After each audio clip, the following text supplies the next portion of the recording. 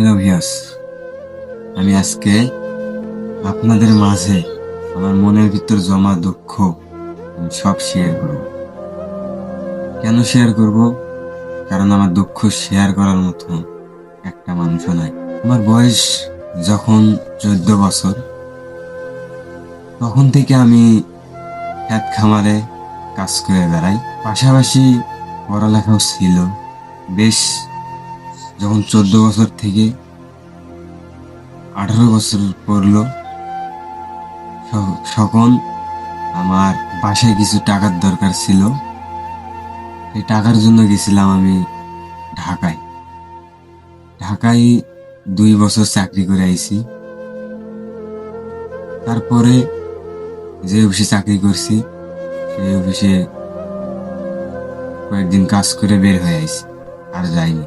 কিছু টাকা জমাইছিলাম, কিন্তু অভাবের কারণে টাকাগুলো সব নষ্ট হয়ে গেছে।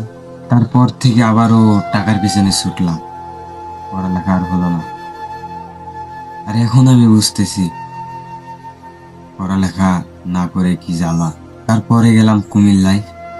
কুমিল্লায় বেশ কিছুদিন ধরে রাজমিস্ত্রি কাজ করলাম। সেখানে 2-3 মাস কাজ করার পর আমি আবার দেশে ফিরে আসলাম।